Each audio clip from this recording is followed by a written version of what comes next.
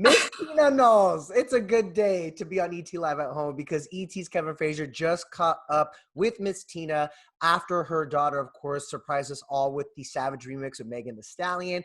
Got this from Tina, I'm a savage, yeah. Her lyrics went viral, and there was even a shout out to her mom, Tina, and Kevin got her reaction. Take a look. People started texting me and saying, okay, Savage. And I was like, what are they talking about? I didn't even know what they were talking about. And then somebody sent me a meme. So that was very sweet. You know, it's funny, when I was young, I had a convertible and I used to drive up to Beyonce's school, and she would say, oh, mama, you know, you're a hot mama, you know, with my orange lipstick and my hair blowing. So that's where the line came from. So I know when I first heard the remix and all of Beyonce's lyrics, like she went viral for the stuff she was spitting, but there was also some like familial Easter eggs, as Tina told her. She was like referencing a bunch of stuff from growing up in Houston with her mom, including the car she drove. So it kind of was like, I feel like it was just a love letter to generations of savagery in that family, you know what I'm saying? And so obviously it was a humble brag. I just love that Tina she was like, I don't understand the memes. She was like, a lot of people were texting her the memes, and she was trying to, you know, add it all up, but she's still bopping to it, as we all are. She's just still so grounded, which I love, you know, and I think what I love about those lyrics too is that it reminds us that Beyonce's still grounded. As much as she has gotten to be an icon in her own time, like she still is giving the shout outs to mom. She's staying sane and, you know, knows her hierarchy in her family and like where she got it from. That, and it's so true. She's also grounded in the sense that she's also plugged in. You know what I mean? She knows what the culture's talking about. That's why you got the OnlyFans shout out and all of this. It's like she's self-aware, you know, of everything, and she put it all into this lyric, and I think that's what made it so iconic. I love it. But you know what's also amazing is obviously Tina and Beyonce are actually doing their part to also help their hometown of Houston amid the COVID-19 pandemic. And in fact, she also shared about how they're giving back to minorities in their hometown. I was talking to a friend in Houston, and she was telling me that they were really having trouble getting minorities to come out and get tested. And that, you know, young people, for some things, they went and they got in line, but they weren't getting tested. So I was like, what if we created an event where we gave them free products and grocery certificates and, you know, and a hot meal, which is really important right now. We could feed the healthcare workers and just making an event to bring awareness and make it a cool thing. Houston has one of the lowest rates of testing. Mm-hmm. And that's a very sad thing because people can be asymptomatic, but pass it on to their grandmothers and their family, not even know they have it. I know economically it's a strain, but if you're an essential worker, it's so important for you to know your status and not infect others. You know, Tina has always said that Beyonce is a silent giver. She doesn't do it for publicity. You'll notice there's hardly any camera crews when she's doing her charitable work as part of Be Good. And so leave it to Tina, though. She goes, I got this. I'm going to let the world know this is who my daughter is and this is who our family is. And of course, it's kind of amazing how they're giving back too. Well, you know, that is something that sort of incenses me when people go off. Like I saw something the other day where somebody was talking about like how Beyonce had done so little for the Black community or something. And I was just like, just because you don't hear about celebrities giving, donating, whatever, doesn't mean they're not doing it. And I feel celebrities are so often in a lose-lose situation because if they do give, people say you're doing it for publicity. And if they don't talk about, like if they do talk about it, people say that. And if they don't talk about it, people are like, well, where's it at? What are you doing? Exactly. It's a lose-lose. So I just am like, everybody shut your mouth on this. You don't know what people are doing behind closed doors and in secret. And again, the whole point of being charitable is not to put the spotlight on yourself, so they can't win. And they chose Houston for a reason. I mean, that's literally where Tina raised her family. And of course, you know, this isn't the first time they've given back to H-Town during the hurricanes. Tina and Beyonce literally traveled back to Houston to also do their part there during that crisis. So amazing work all around. And plus we get a bop to listen to while they do it.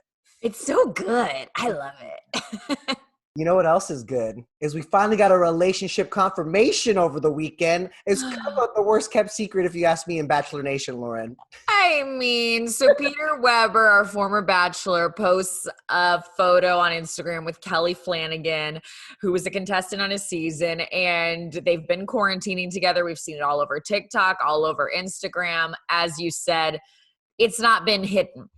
And, you know, I guess we can call this going Instagram official with their relationship, but his arm is around her. They're definitely dating, but like they were living together. They were quarantining together, you know? So all my love to them. I think they were kind of trying to not put a label on it until they really, really knew. But, you know, what's happening in the quarantine is you're quarantining with somebody, and that means what was like dating or talking turns into living together real quick. So Totally. I think they were always dating for the past couple of weeks or month, and now it's just official. All of our love to them. We hope that I loved Kelly on his season. She was somebody who was really mature, was always telling him, Peter, relationships don't have to be as hard as you seem to think they do. I stand an easy love. And we know that Peter's mom, Barb, very involved in his season, very involved in his love life, really likes Kelly. So He likes Kelly. win all around for the Weber family. Barb approves. And he says he got it right this time, didn't he? I mean, look, I don't know how you could get it wrong with Kelly. She seems great, but this relationship is still very new. And I'm not saying like it's not going to work between them or anything like that. I'm just saying when you think about all of the kind of ups and downs they've already been through, I think that could either make them stronger, like they met on the show, now they're quarantining together, or you know, who knows what will happen when we kind of reset into normal life. They are still long distance. She lives in Chicago. Peter technically still lives in LA. He flies all over as a pilot. I think they still have hurdles to get through, as you know, any couple does. I don't think that this means we're engaged and we're getting married. I don't think it's a bachelor union in that sense. Like he still lives with his parents. He still lives with his parents. I don't see that happening anytime soon. But as we know, like Barb had a lot to say about a lot of the relationships he had on the show. So the fact that his parents approve of this one, and of course they do have a storied history though, right? Didn't they meet at a wedding or something before she actually was on The Bachelor? They met at a wedding briefly. They had this chemistry. Then she went on the show, and they just weren't really connecting on the show. Like Chris Harrison has talked about this, that the show wasn't really the environment for Kelly. I think we saw that. Kelly would literally like take naps on screen. She was like not really there for that setup. The silliness too, the silly drama. She was like, I'm not here for that part. Yeah. No, and Peter had a notoriously dramatic group of women too. But I think, and you know, like Peter's mom really connected with Kelly because she's from Chicago. Peter's mom grew up in Chicago. I think she sees a lot of like what she wants for her son in Kelly. She's a lawyer. She's beautiful. She's mature. So, you know, I think Peter was on his own journey on his season, really. And maybe now he's come to realize what a good relationship, what a healthy relationship is. And he can find that with Kelly, and that's great. Sometimes it's about timing, you know? Yeah. I think Peter and Kelly might not have worked out at the beginning of his season because Peter wasn't ready for Kelly. She kept telling him, Peter, relationships don't have to be dramatic. Peter, like she was there, but he wasn't there. So I would make the argument that he's only used to having relationships on this reality show now at this point. So he's like, no, maybe that is what I need. But then you kind of have to like compartmentalize it a little bit and be like, is this the real thing? Or am I just feeding into this because I'm on a TV show? Like I always think about that when people are on like The Bachelor. Like how the show affects them. Yeah. Well, I also think Peter just hadn't really dated in like, I mean, he still really hasn't dated in the real world. But here's the thing, as you just mentioned, Peter Weber, late 20s, still living at home with mom and dad. I've said this to him. I think he needed to move out to experience relationships on his own. He told me he would bring women home and his mom would make them breakfast in the morning. Like he literally had not dated a woman living out in the world on his own yet. This is wild to me. Cut the cord, Peter. I know there's love there. They love their son. He loves them. But sometimes you got to let the bird fly. Tell me this. What does Chris Harrison make of this new relationship? I think he thinks it's great if, you know, if they're happy, he's happy. When people are done with their seasons of the show, he really just kind of checks in on them, makes sure that they're okay. Right. He's more of like a figure of support than anything with whatever they want to do. So if he's happy, they're happy. And he's very focused on Claire, the Bachelorette, and when we can get that new season going, because the drama continues with this. Let's get into it. Yes. I mean, we had talked about this when I was on before, but Matt James, a contestant on Claire Crawley's season of The Bachelorette, most well known at this point for being Tyler Cameron's best friend, Yeah. had gone on Cameo, the app Cameo. Claire had tweeted, if you're on Cameo and doing interviews, I don't want you on my season. Fans kind of came back at her because they said, well, he's doing it for charity, but Claire held strong on that. So I interviewed Chris Harrison on Friday and asked him about this, said, well, will Matt still be on the season? And he was kind of like, yeah. So is Matt still going to be on this season? As far as I know. Okay. Yeah, I mean, I have not heard anything different. That's up to Matt as well, though. I mean, I don't know if he wants to do this after quarantine. Who knows? But as far as I know, yes. As a fan, as a viewer, I want to watch Matt and Claire have this discussion on camera now about their social media. And I don't know Matt at all. I don't know. I've seen him on whatever, Instagram or whatever they do. But he seems like a nice guy. Why not? And he seemed like, I think I did see something where he said, I'm really excited to meet Claire. I'm like, super, that's all we want. I mean, look, I think it would make for a great storyline. Like Claire's, to me, there's no way, as much as we don't want like the quarantine Bachelorette, you can't do Claire's season without acknowledging the production was shut down, the quarantine happened and all that. So I think it's going to make for a new and exciting spin on the season to see like, how did Claire DM with anybody? What was this Twitter war she got in with Matt? What if they move past it and they end up together and like they grow from it? I don't know. I'm excited. Wow, we love a storyline. That is a whole arc right there. But you make a really good point, though, because they did at least they had the first night together, right?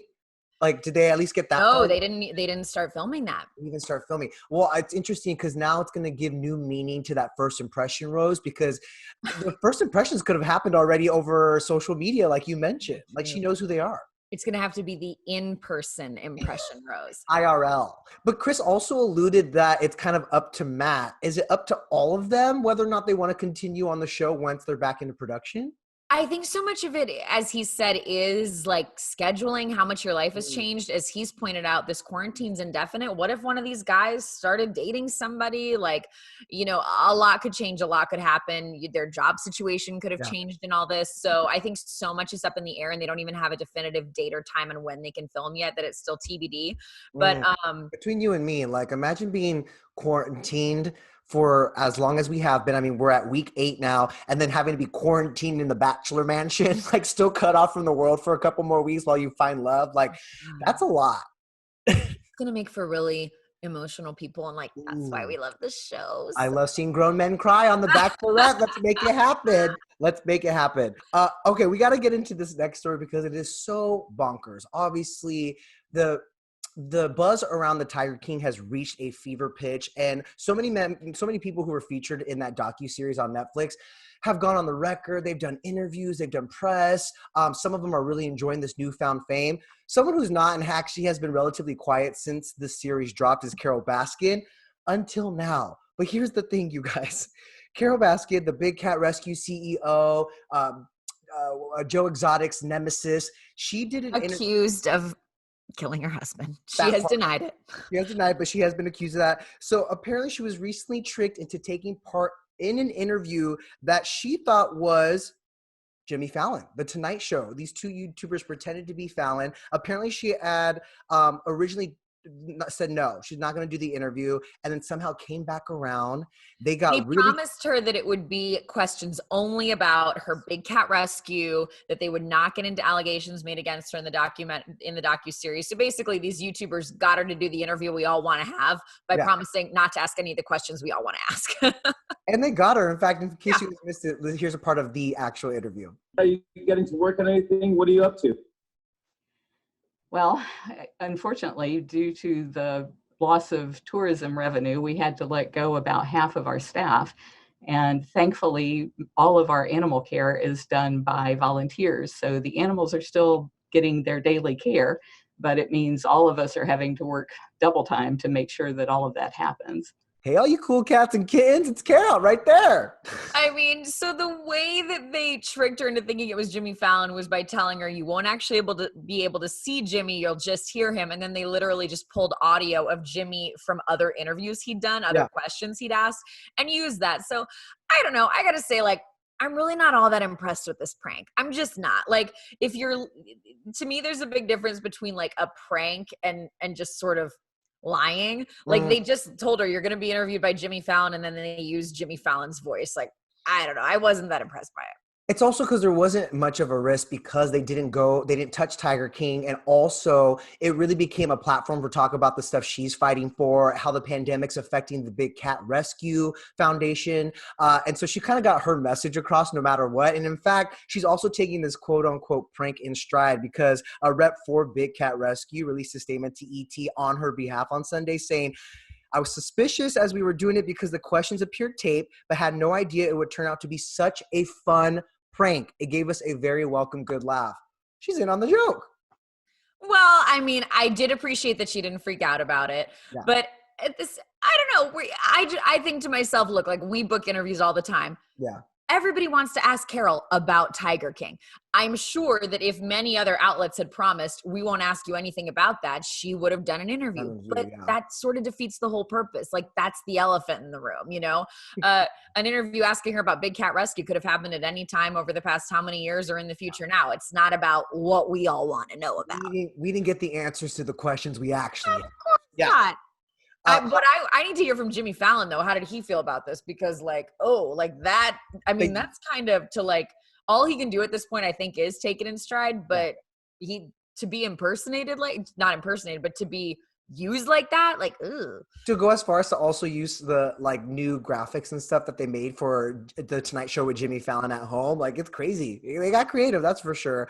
Can we talk about real quick? Reportedly, a new scripted series is coming about the Tiger King, and guess who is slated to play Joe Exotic? Nicolas Cage. Initial thoughts and reactions. Love this.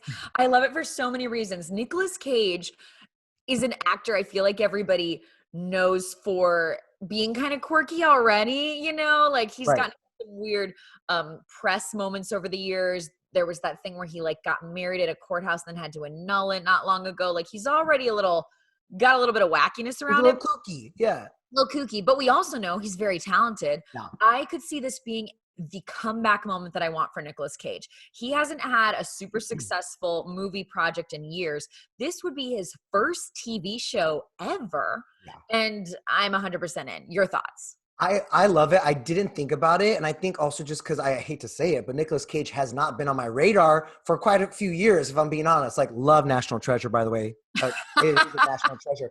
But honestly, I just didn't even picture him. But now that it's out there and it's being reported, and I'm like, okay, that's perfect casting. And also, you're right. We just like haven't seen him on television like this. And it's a role.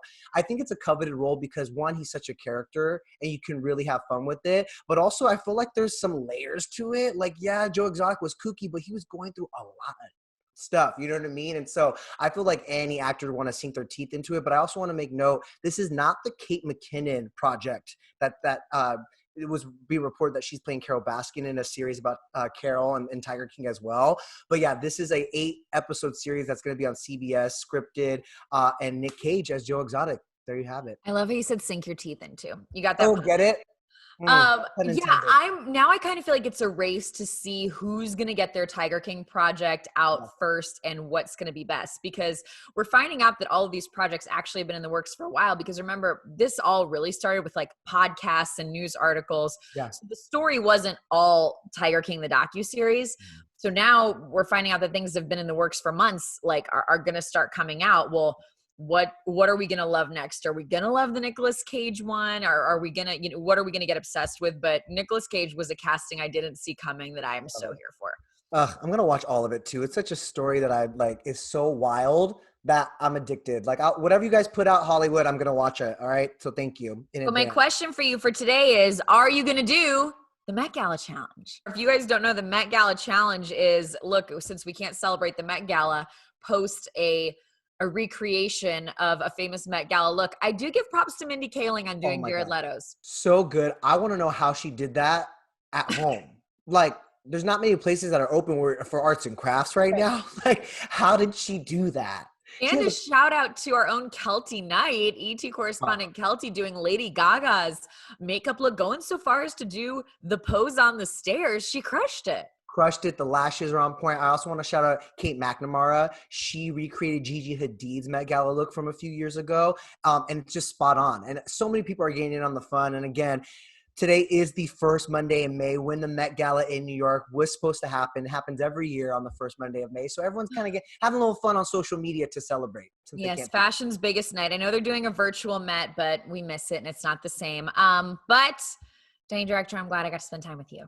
Me too. Love you as always, Lauren. We had a lot of Bachelor tea today. I can't wait to watch Roses and Rosé this week. Of Tuesdays. All right. May the 4th be with you. That's right, you guys. Bye. Bye.